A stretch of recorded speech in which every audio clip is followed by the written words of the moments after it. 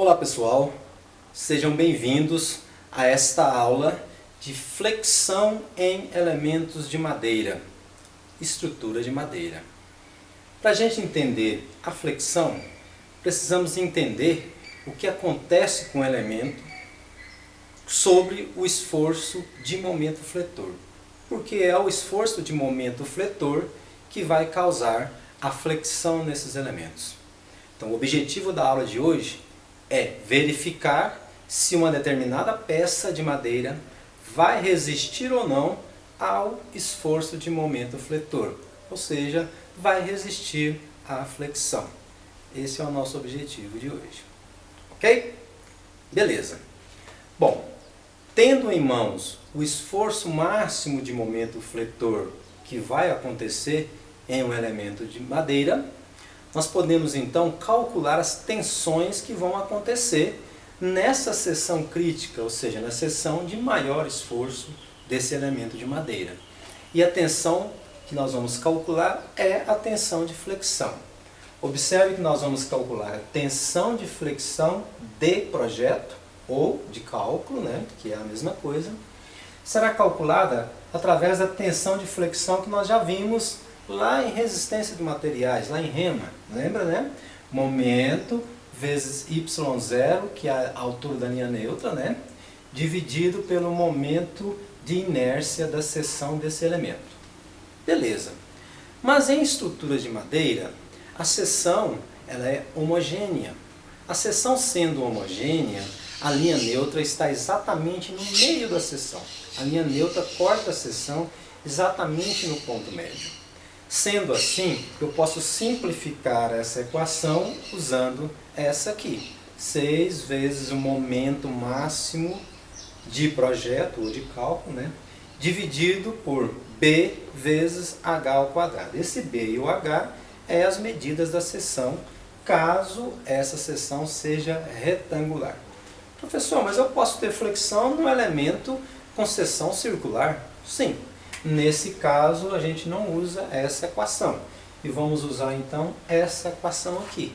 Então, caso a seção seja circular, a tensão de flexão de cálculo, ou de projeto, vai ser, então, 4 vezes o momento máximo de projeto, dividido por π vezes o raio da seção ao cubo. Ok? Então, aqui é para uma seção retangular e aqui para uma seção circular. Tendo em mãos a tensão de flexão que vai acontecer, essa é a tensão que vai ocorrer naquela seção, eu preciso então calcular a tensão resistente dessa seção, a tensão resistente dessa peça de madeira. E a tensão resistente de flexão vai ser a mesma tensão de compressão. Professor, mas por que flexão e compressão? Porque quando ocorre uma flexão em uma seção de madeira, a metade dela é comprimida e a outra metade é tracionada. Então nós verificamos a compressão. Por que não a tração? Porque a tração, a madeira tem maior resistência. Então eu verifico a menor resistência dela, que é a compressão. Ok?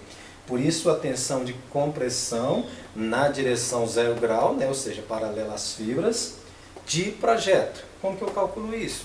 Eu uso aquele coeficiente K-mod, isso aqui é relativo às características da madeira, não é isso? Vezes o FCOK, que é a tensão de compressão característica, não é isso? Tensão de compressão característica, isso geralmente é fornecido, O que é feito em ensaio, o que é descoberto em ensaio, é essa tensão aqui, dividido pelo coeficiente 1.4, coeficiente de minoração. Lembrando também que para a gente encontrar o momento de projeto, o momento de cálculo, eu também uso o coeficiente, só que agora de majoração, não é isso? Porque isso é um esforço, e os esforços são majorados. As tensões resistências, as tensões resistentes são minoradas. É o mesmo coeficiente, porém aqui em majoração e aqui de minoração. Professor, mas por que eu preciso verificar então a tensão resistente? Porque eu vou comparar, eu preciso comparar a tensão que está atuando, a tensão solicitante, com a tensão resistente. Se o que vai acontecer for menor do que ele pode resistir, a peça está ok. ela pode ser executada. Caso a tensão que vai acontecer seja maior do que ela pode resistir, a peça não pode ser executada. Ou seja, ela não pode resistir àquele esforço que vai acontecer nela. Então, esse aqui é a verificação do estado limite último para a peça de madeira, ou seja, o elo para as estruturas de madeira. Uma outra situação que nós temos que verificar é no estado limite de serviço. Ou seja, no caso da madeira, sujeita à flexão, nós verificamos as flechas. E aí nós temos que calcular flechas que vão acontecer, ou seja, as flechas atuantes, né, no elemento estrutural, e comparar isso com as flechas efetivas, ou seja, flechas limites que podem acontecer com as flechas que vão acontecer, com as flechas limites.